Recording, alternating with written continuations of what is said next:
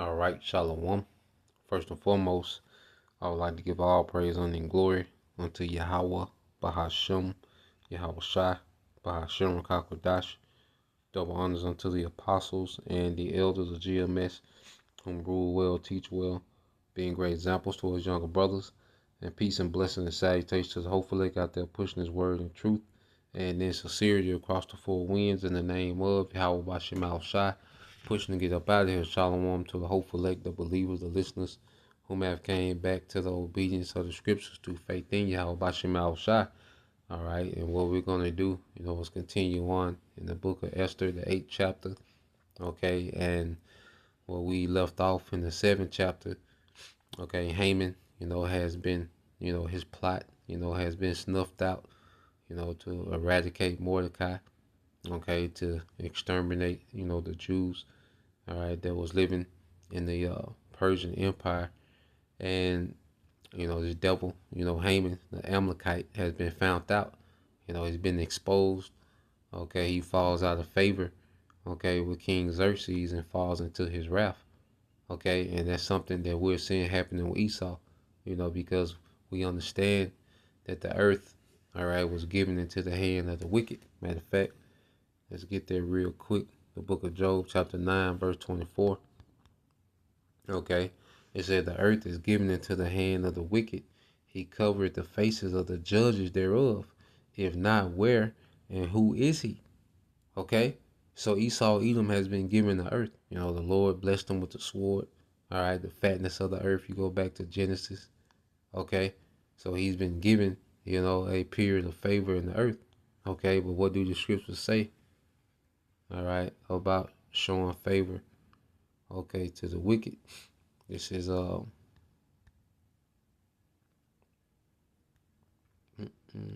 it here? Might be 10.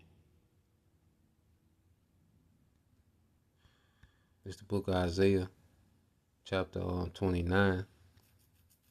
Let's see.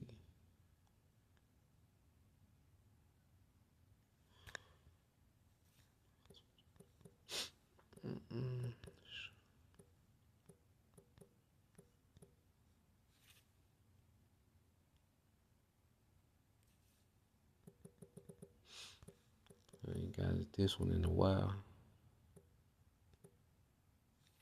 Okay, Isaiah 26 and 10. Okay. All right, this is Isaiah 26 and 10.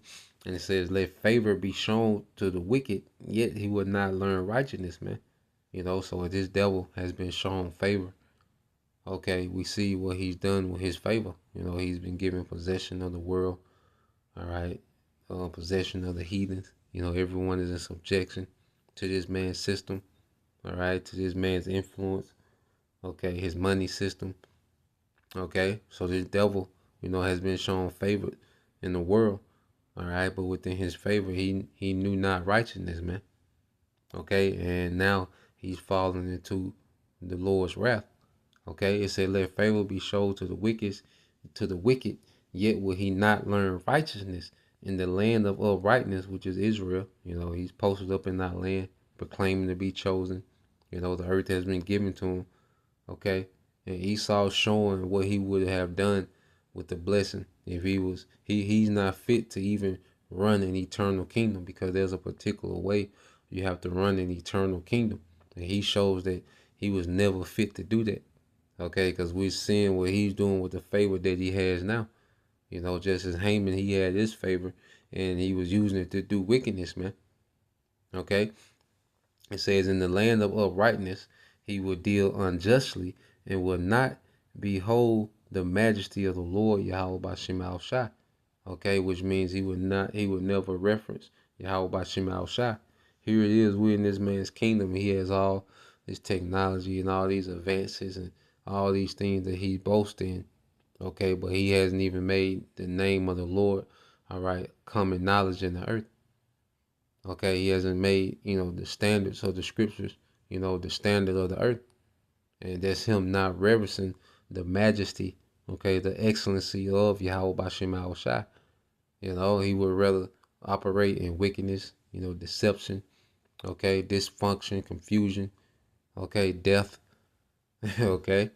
So, going back to it, all right. So what we see, Haman, fall from favor, okay, then he falls into the wrath, okay, of Yahweh Bashem Al Shai. He falls into the wrath, of King Xerxes, which, ultimately is the wrath of the Lord, judgment of the Lord that went forth, through Xerxes. Okay. This is Isaiah 24, all right. In 3 it said, the land shall be utterly emptied and utterly spoiled, for the Lord have spoken this word. Now what's gonna, all right, why are we at the point where the land has to be utterly empty? And this land is speaking of America, okay, and utterly spoiled. Okay, so you read on, it says, the earth mourneth and fadeth away, the world languish and fadeth away. The haughty people of the earth do languish, man. And the earth is in a state of mourning. The earth itself, the people in it, the animals. Okay, everything is in a state of mourning under this rulership of the wicked. Okay, it said the earth also is defiled under the inhabitants thereof. All right, the rulers. Okay, that has allowed the earth to get to this point, because they have transgressed the laws, changed the ordinances, broken the everlasting covenant. Okay, because there's an order to run the earth. The Bible gives us instructions how to rule in the earth, man. Okay, how to deal with people. It has civil laws. Agricultural laws. Okay, dietary laws. How to eat. What to eat. You see, all these different things are contained in the scriptures, and this man breaks all of them, man. And that's why the earth is in shambles and dysfunction, man. Okay, it says, therefore have the curse devoured the earth, and they that dwell therein are desolate. Therefore the inhabitants of the earth are burned, and few men left. And that's the great reset, is going to be through World War III, nuclear destruction, Yahweh Shai and the chariots, man. Okay, the earth has gotten so bad, that there has to be a great reset, slaughter, destruction of this, current infrastructure. America has to be turned to a desert, okay, and this whole beast system X'd out, okay. So going back to the book of Esther, chapter 8, now we're dealing, okay, with the aftermath and the undoing, okay, of Haman's, wicked plan. The undoing of Haman himself, which he's been deleted in chapter 7, okay, but the decrees that he sent forth are still in effect, and that's going to be undone, okay, just like the Lord is going to undo this whole system. Nothing of this system, okay, will translate into the kingdom to come. Nothing. That's why we are to separate from this place, man. The way of reason, the way of thinking, all right, the lust of this world. Like, we should separate from these things, because nothing will translate, all right, into our kingdom. Nothing in this world will translate into the righteous kingdom of Yahweh. Okay, so it says, on that same day, King Xerxes gave the property of Haman, the enemy of the Jews, to Queen Esther. Then Mordecai was brought before the king, for Esther had told the king how they were related. Okay, so now the property has been given over. Okay, Israel. Esther represents Israel. Mordecai, represents the rulership of Israel to come. Okay, so everything that this devil has, all right, was given to Esther. Okay, which, when you go into the scriptures, all right, Is it 20?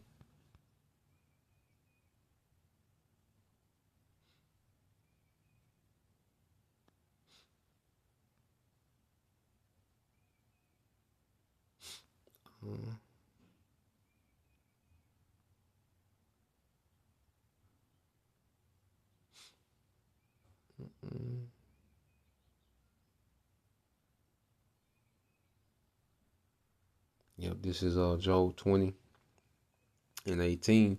It said, that which he labored for shall he restore, and shall not swallow it down. According to his substance shall the restitution be, and he shall not rejoice therein.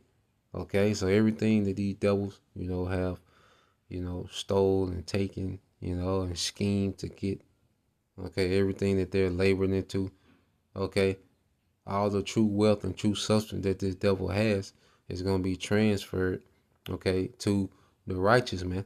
It says they will, read this in the NLT, it says they will give back everything they work for.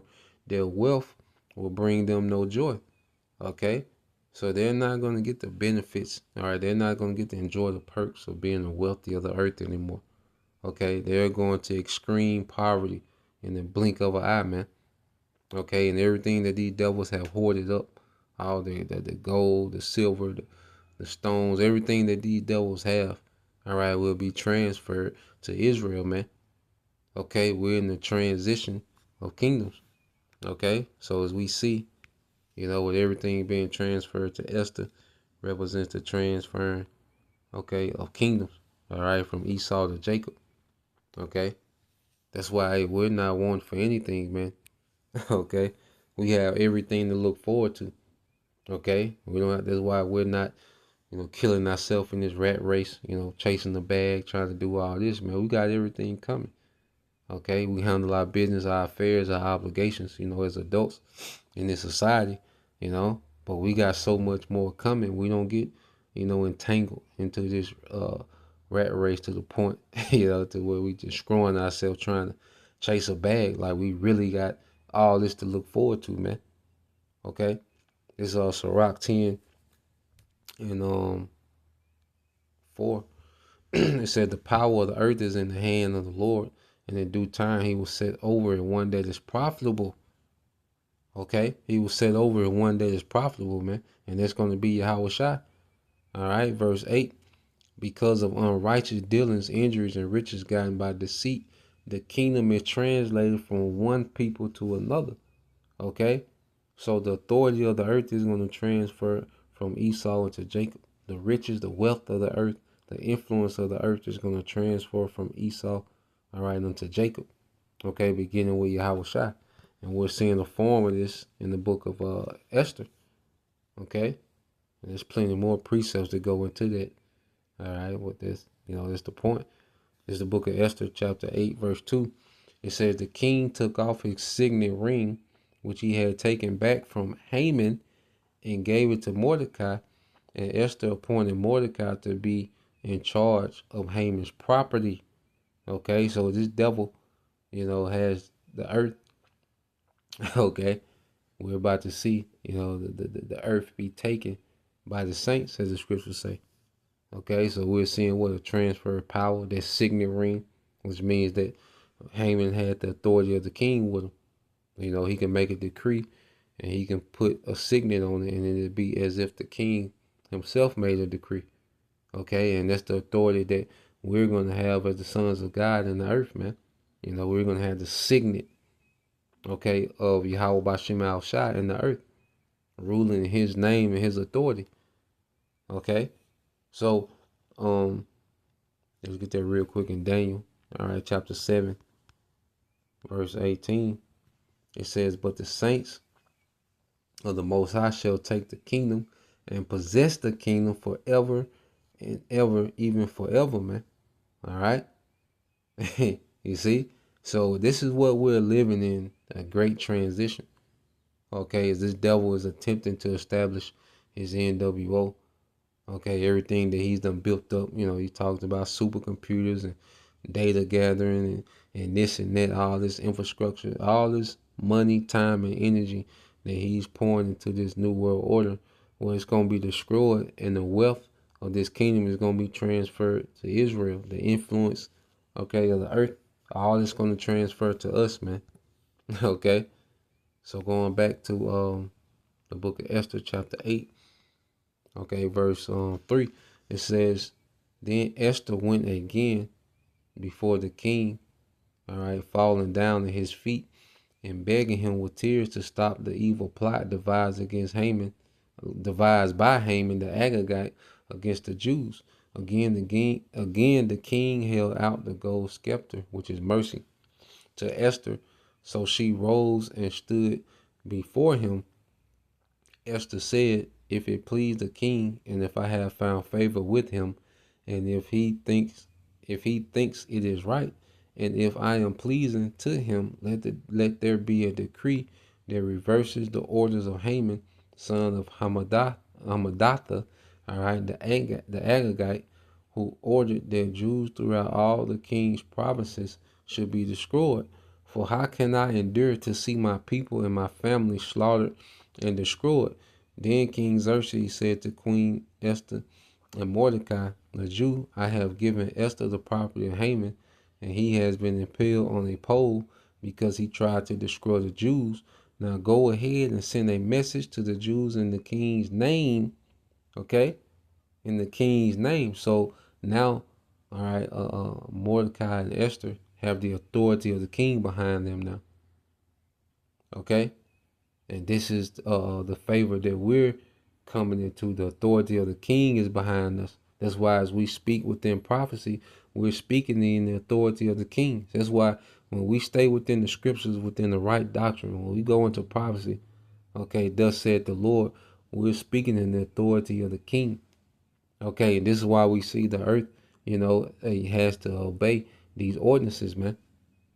Okay, civil unrest, the famines, pestilence, okay, the war that's constantly brewing, okay, the division, okay, the perilous time, Jacob's trouble. See, this is what's gradually, okay, taking effect in the earth because it's all under the order, okay, of, all right, Yahweh Bashim Shai, the king, okay.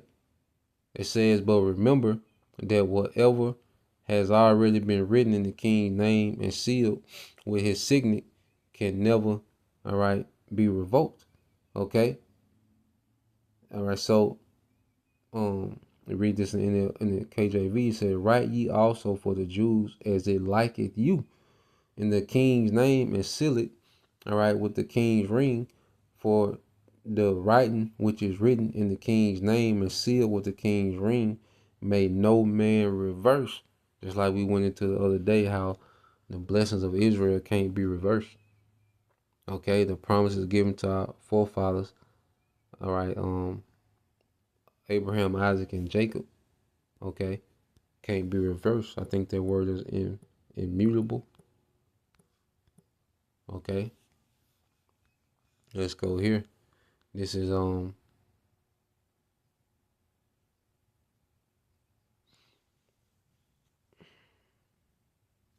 matter of fact, read into it. Okay.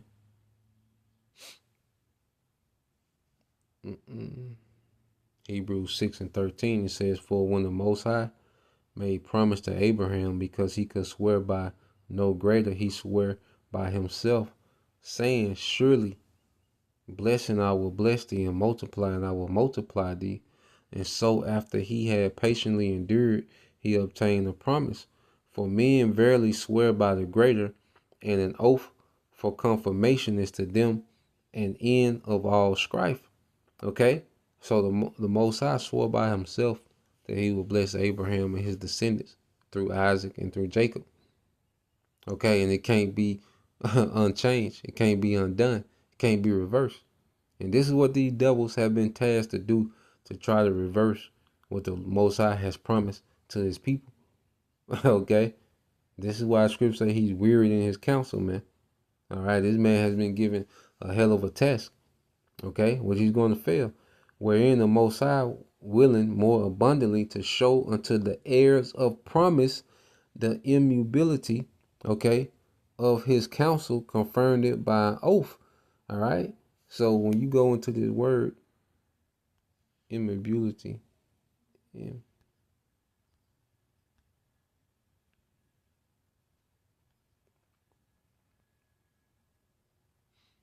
Okay. And you go into it in the Strong's G 276.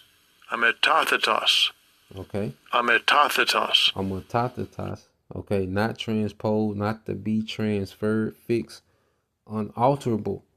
Okay, unchangeable, unchangeability, man, immutable, immutability, man. Okay, so these promises can't be changed because they come from, all right, the King of everything, man, the Heavenly Father. Okay, thereby two immutable things in which it is impossible for the Most High to lie, we might have a strong consolation who have fled for refuge to lay hold upon the hope set before us, man. Okay, so we cleave to these promises because we know the Most High, that He can't lie, and He's not gonna change up, man. Okay, and we are the children of promise, and we just pray that we're chosen, man, and, to be those heirs. You see, and this is what we're fighting for. This is why we separated from this world and begin to tap into this, man. Prepare our minds for what's to come. Okay? Really leaving this world behind, this age behind. Okay? We on to something else, man. Let these niggas have the world. Let these phony Israelites, let these niggas continue on in nigga culture. We on to something else, man. Okay? These promises have been set. Okay, there's thrones. Okay, there's set thrones. Okay, when you get that in Psalms,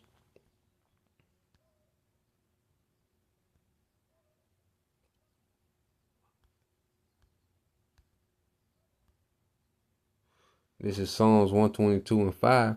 All right, it said, "For there are set thrones of judgments, the thrones of the house of David." So there's a set rulership. All right, that was created to rule the earth forever, man. And Lord will wield that number, and that can't be changed. And Esau thinks that he can, all right, manipulate that on the left hand side. Absolutely not, man. Okay. Read this in NLT, Psalms 122 and 5. Here stand the thrones where judgment is given. The thrones of the dynasty of David, man. All right, and we're, Lord willing, we're of that dynasty, man, that generation, of King David. Okay, whom the Lord, before Yahweh Bashim Al Shai is beloved. Okay, so going back to the book of Esther, the 8th chapter. All right, it's the book of Esther, chapter 8. So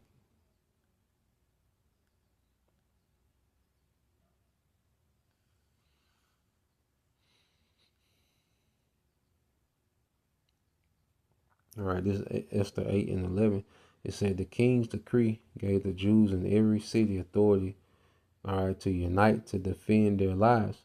They were allowed to kill, slaughter, and annihilate anyone, all right, of any nation, of any nationality or province who might attack them or their children and their wives, and to take the property of their enemies. The saints shall take the kingdom." Okay? And see, we're going to have this authority when Yahweh Shai returns. Okay? And it says, "The day chosen for this event," all right, well, I was reading KJV, it says, "Upon one day, all right, in all the provinces of King Xerxes, namely upon the 13th day of the 12th month, which is the month Adar, the copy of the writing, okay, for a commandment to be given in every province was published unto all the people, and that the Jews should be ready against that day to avenge themselves on their enemies." Okay, which now we know, all right, Yahweh Shai is going to come with that vengeance. Okay, there will come times when the Lord will give Jake, the green light to avenge themselves. All right, throughout history that's happened, but we know in this time that vengeance, okay, belongs to all right, Yahweh Shai. Okay, that's why you go here to Zephaniah. You see, we're under different orders. We have to wait, okay, on the vengeance of the Lord. All right, Zephaniah 3 and 8, it said, "Therefore wait ye upon me, said the Lord, until the day that I rise up to the prey. For my determination is to gather the nations, that I may assemble, all right, the kingdoms, and to pour out my indignation, even all my fierce anger, for all the earth shall be devoured with the fire of my jealousy." Okay, so right now, we're just to teach, to edify, until the Lord rise up to the prey.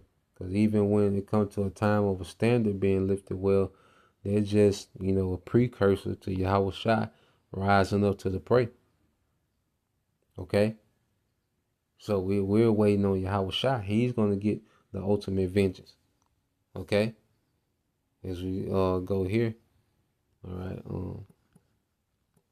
I think that's in Romans.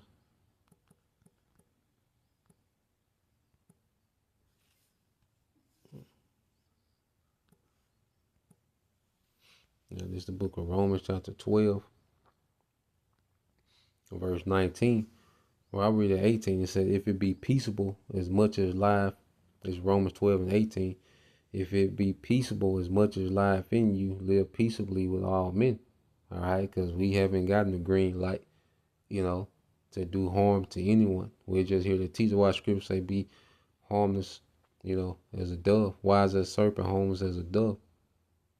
Okay, we're not here to be militant, okay, and to be carnal. All right, not even giving a showing of being militant or carnal, but we're mighty in these scriptures. We're mighty in the word and the prophecies, man, in His truth, as teaching His word.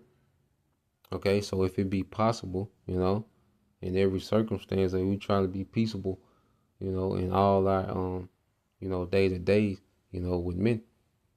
Okay, it said, "Dearly beloved, avenge not yourselves." Okay, because at this time, Jake was trying to go that route. The Zealot, Sakari. Okay, they would try to avenge themselves of wrong. Okay, they will come up with these carnal, gatherings, okay, and organizations to try to avenge themselves, but they wasn't ordained to do that. Okay, you read in the book of Maccabees and different times, times of Joshua. Okay, time of King Saul, King David, and the Lord would green light, Jake, going to exact vengeance. Okay, but we're not in that time, at this time frame, man. Okay, it said, "Dearly beloved, avenge not yourselves, but rather give place unto wrath, for it is written, vengeance is mine, I will repay, said the Lord." Okay, so we know vengeance is in the hand, all right, has been given unto Yahweh Shai. Okay, their ultimate vengeance, okay, of destruction and the dismantling of this kingdom.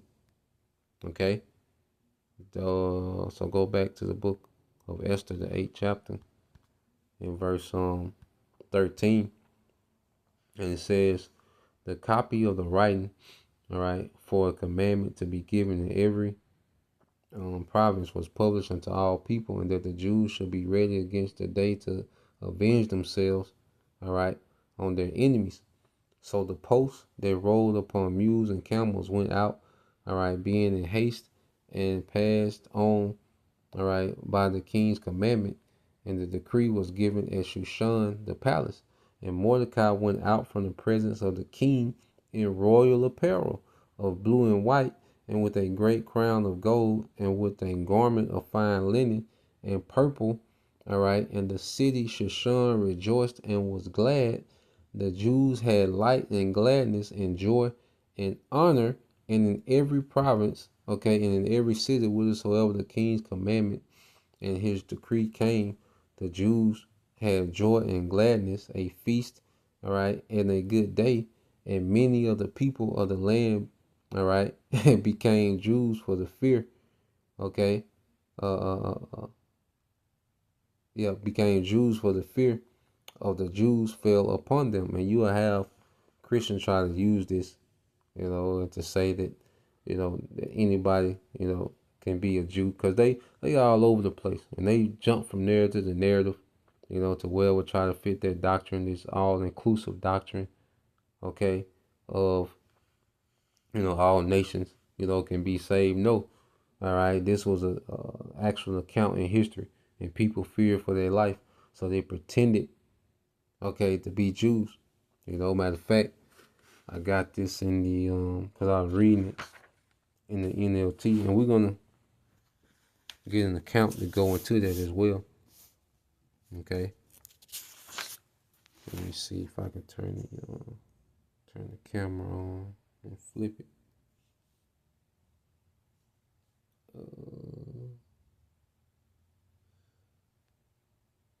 That was a way you can flip the camera.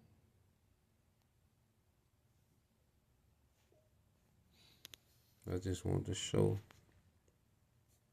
I was showing you can flip the camera, man. It might just be on the other one. But I just read it in the I just read in the New Phrase. I'm in the Living Bible paraphrase. Okay, I just read it.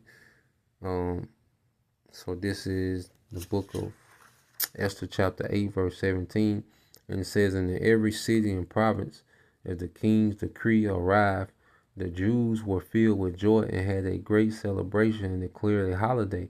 And many of the people of the land pretended to be Jews, for they feared what the Jews might do to them." Okay, so you can't be a Jew if you're not a Jew. It's a nationality. You got to come from their lineage. All right, which a Jew just short for Judah. Okay, which was a name put on, all right, the southern tribes. Okay, Judah, Benjamin, and Levi. Okay, when you hear Jews, you're just speaking of those three tribes, the kingdom of those three tribes. Okay, or it could be short for Judah. Okay, or the kingdom of Judah. Okay, which they come from a lineage. All right, Judah, Benjamin, and Levi were brothers. Okay, sons of Jacob. Okay, and the descendants of those men became tribes, nations, nationalities, man. Okay, so you don't become a Jew. All right, you're not an Elamite or Ishmaelite. Okay, and you become a Jew. No, they don't work like that. Okay, and you had an account also. All right, because you see Mordecai, he has been giving them robes. And Lord will, we, make it to that glory. But we gotta stay down, stay humble. You see Mordecai, he has been exalted. Okay, so we're gonna get an account dealing with that as well, dealing with the Jews. But let's deal with that, because first Mordecai, because see Mordecai wasn't on the quest, to be popular, to be famous. He wasn't trying to be cute in the Persian Empire. He wanted to reserve his people. And as we're teaching and edifying, the scriptures say we're the salt of the earth. And we use that, to say Jake got flavor. As an indicator of who, you see amongst Israelite, among these other nations, and you see they got that salt. It's an indicator that there's Jake. Okay. Well, on another note, a salt is a preservative. Okay, and as we teach this word is preserving our people. It's being a salt. Okay, the elect is being preserved by this word. We're being preserved, by this word as we become doers of these other words, man. This becomes who we are. Okay, so when you go to Luke 14 and 11, well, I started on 7. I read this in NLT. It says, when Yahweh noticed that all who had come to dinner were trying to sit in the seats of honor near the head of the table, he gave them this advice. Okay, because back then, when you have feast in the ancient world, you would have assigned seats, depending on who you would invite to the feast. Okay, you had seats, for particular men, according to their honor, so it was predestined, just as the lots that we have is predestined. This is why we're not to try to shoot to the top of this thing. We're to just operate in our gift, operate in our lot. Because the scriptures say what a man's gift will make room for him. and bring him around great men. So we're here to just operate within the gift that the Lord gave us, and whatever the Lord exalts us to, that's what we're meant to be anyway. We're going to be equipped, all right, to deal with everything that comes with that office, man. Because it was already predetermined for us, man. Okay, verse 8, it says, when you are invited to a wedding feast, don't sit in the seat of honor. What if someone who is more distinguished than you has been invited? The host will come and say, give this person your seat. Then you will be embarrassed, and you have to take whatever seat is left at the foot of the table, man. And a great example of that was Exalt, man. He wanted to shoot to the top. He wanted to make himself the chief priest. He wanted the office and the lot of Elder Apostle Tahar. Okay? He tried to put himself in that seat. He wasn't equipped for that seat. As we see, him or none of the leadership of Sakari is equipped for any positions of leadership to any capacity, man. Okay? And what the Lord is doing, putting them way at the back. Okay? They've been embarrassed, man. Okay? Instead, take the lowest place at the foot of the table. Then when your host, which Yahweh Shai is the host, sees you, he will come and say, friend. You see, and what we just seen, Mordecai become, a friend of the king. You see? As long as we friends with Yahweh Shai, that's all we need. We're not going to be disappointed with whatever position Yahweh Shai has for us, man. Our mindset to just focus on staying a friend of Yahweh Shai. That's it. That's the single focus we got, man.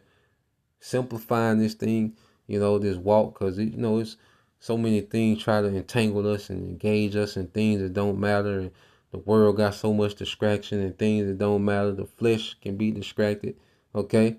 But the number one focus for us as brothers, man, is to retain that friendship with Yahweh Shai. None of the other shit matter, man. Nothing else matters, okay? Because by default, if we in good standings with Yahweh Shai, he begins to guide us, and it spills over into handling our other affairs, man. Okay? Being responsible in our other affairs, man. Okay? It says, friends, okay? Said, friends, we have a better place for you. Then you will be honored in front of all the other guests. For those who exalt themselves will be humbled, and those who humble themselves will be exalted, man. And I'd rather be exalted than by Yahweh by Shema Shai, okay, in the office that was meant for me, than to try to make this grandiose name and, make myself a celebrity and try to carve out. Nah, man. And I'm extremely more productive. We're extremely more productive when we operate in the lane that was given to us, man. In the office that was given to us, because we equipped for that office, man. When you try to operate in an office that you're not equipped for, it's going to show. Because it's only so long you can pretend, all right, that you equipped for a certain lot or a certain office, and then it's going to show like, nah, they don't got it. If we tried to go above what our lot was, it'll start to show, nah, we don't got it. You can pretend for a time. You can, put on, you can even, be productive to a degree. Okay, but it's gonna come points where it's gonna show, it's gonna expose that nah, we wasn't never meant for that office, man. Okay. So, and going back here, I'm gonna read this in Esther 8 and 17 again in the Living Bible paraphrase.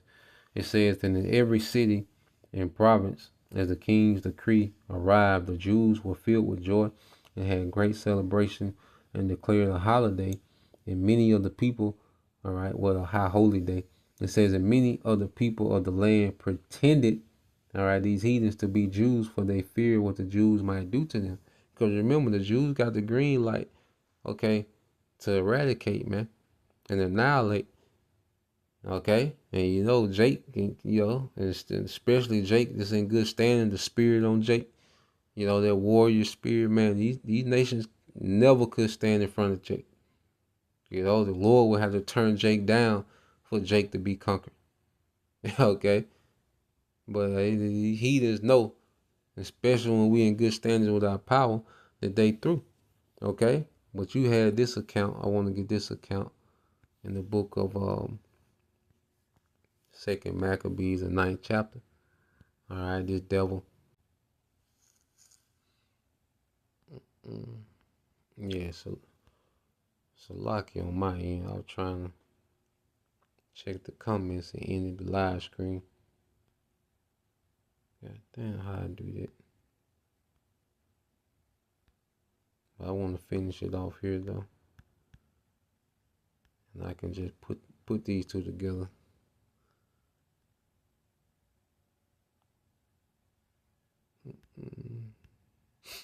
Yep. So I just put this on the end of the last video. Yeah, so lock you. So let's go here in Second Maccabees 9 and 1.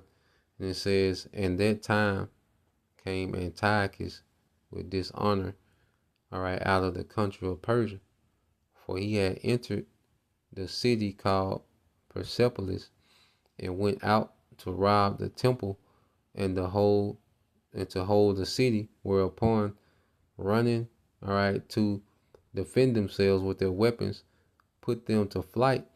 And so it happened that Antiochus, being put to flight of the inhabitants, returned with shame." So you had Antiochus, he was going to raid, and loot, a certain city, okay, of the Persians, okay, all right, but they got the heads up, and they was prepared, and they put Antiochus to flight, Antiochus, however you want to say it, okay, and this is Antiochus Epiphanes, okay, the devil himself.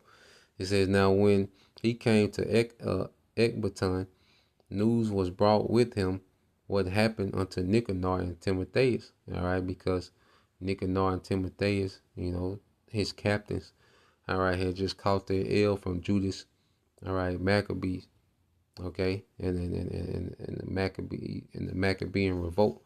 So you had this devil, Antiochus, get put to shame by the Persians, and then his captains were put to flight by Judas, all right, and then Maccabean revolt, okay, by Jake, okay. So it's just a day full of L's for this nigga.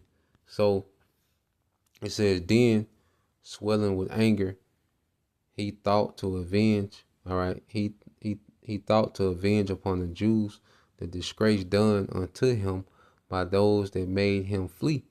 Therefore commanded he his chariot man to drive without ceasing, and to despatch, all right, the journey, the judgment of the Most High now following him, for he has spoken proudly in this sort, that it says that he would come to Jerusalem and make it a common burying, all right, place of the Jews." So Antiochus is pissed, and he like, let's go to Jerusalem. Like he just finna kill everything. That's his mindset. Like I say, he took them 2 major L's and he's embarrassed. Okay? So now he's in his pride. He like, I'm just finna turn Jerusalem to a graveyard. Okay? It said the judgment of the Most High was following this devil. Okay? Just like the judgment of the Most High is following Esau now. Okay? Esau was trying to outrun judgment. Okay, he's not comfortably trying to set up this new world order. He's trying to outrun judgment. He's trying to get this thing established as judgment is walking this man down. Okay, it says, "But the Lord Almighty, the power of Israel, smote him with an incurable and invisible plague, or as soon as he had spoken these words, a pain of the bowels that was remediless came up upon him, and sore torments of the inner parts." Okay? Sore torments of the inner parts, man. So now the Lord begins to plague this devil. And he said it was remediless. Okay? Because Esau's big on trying to find a remedy to everything. Well, there's no remedy to the judgment of Yahweh Shema Shai. Okay? And that most justly, for he had tormented other men's bowels with many strange torments. Okay? So this devil Antiochus was known for torturing. So now the Lord is finna torture him. Okay? Howbeit, it said, howbeit, he nothing at all ceased from his bragging, but still was filled with pride, breathing out fire in his rage against the Jews and commanding to haste the journey. But it came to pass, it says, but it came, howbeit he nothing at all ceased from his bragging, so he was still proud, at the beginning of the Lord tormenting him. Okay. Howbeit he nothing at all ceased from his bragging, but still was filled with pride, breathing out fire in his rage against the Jews and commanding to haste the journey. All right. But it came to pass that he fell down from his chariot, okay, carried violently, so that having a sore fall, all the members of his body were much pain. Yeah, so this devil, as he's beginning to feel the pain, that the Lord is plaguing him with, he gets more proud and he tells his chariots, to go faster. Okay, which causes him to what? All right, be threw out of the chariot. And the way he fell, he pretty much broke everything. He was busted open. And he said pain went through all his body. Okay, so him trying to fast track in his pride, he ended up, in the worst case. And this is what we see Esau Edom doing now. He's trying to fast track this new world order, but he just running to judgment, man. Okay, he just speeding up his way to judgment. You see? And it says, so that having a sore fall, all the members of his body were much pain. And thus he that was a little afore, all right, that a little afore thought he might command the waves of the sea, so proud was he beyond the condition of man, and weighed the high mountains in the balance, was now cast on the ground and carried in a horse litter, showing forth, all right, unto all the manifest power of the Most High. So his men went from this power, seeing the pompous and, the pride on this devil, thinking that, he can command the waves of the sea. Okay, so he had pride beyond the condition of man. And that's the pride that the pride that Esau has today. And even it trickles down to just the pride of this society today. Okay? So this man was just this proud, oozing with this pride, a few minutes ago. Now, all right, this man is being plagued with pain, and he's been cast to the ground. Okay? In torment. Now he's in complete agony. Okay, so you have to imagine, the psychological effect that this is having on these men. They seeing all this pride being broken down, all right, this fast in this type of way. Okay, it says, and thus he that a little aforetime, verse 9 says, so that the worms rose up out of his body of this wicked man. So his body is decaying from the inside out. And this is happening quick. You see? And it says, and while he lived in sorrow and pain, his flesh fell away. The Most High has this man rotting while he's alive, man. Okay? And the filthiness of his smell was noisome to all his army, man. So this man smell, okay, it had to go for miles, man, how bad it was. For all his army to, smell that, man, he had to go for miles, man, for acres. Okay? And it says, and the man that thought a little afore he could reach to the stars of heaven, no man could endure to carry for his intolerable stink, man. So he got so bad they couldn't even be around him. But remember, he has to endure that smell.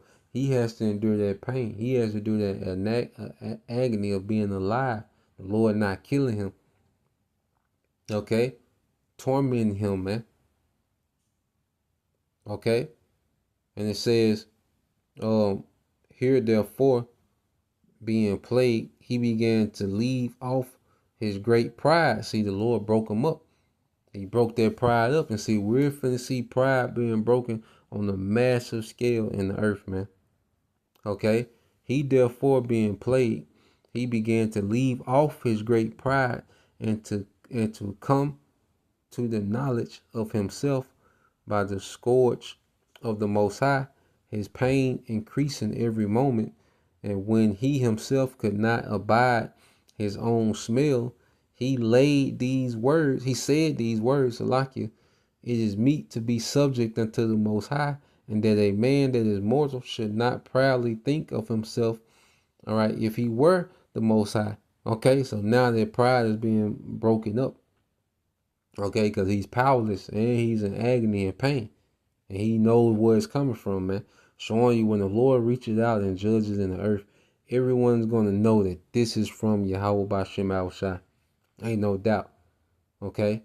This wicked person, all right, vow also unto the Lord, who now no more will have mercy upon him, saying thus, okay, showing that there's no mercy for Esau.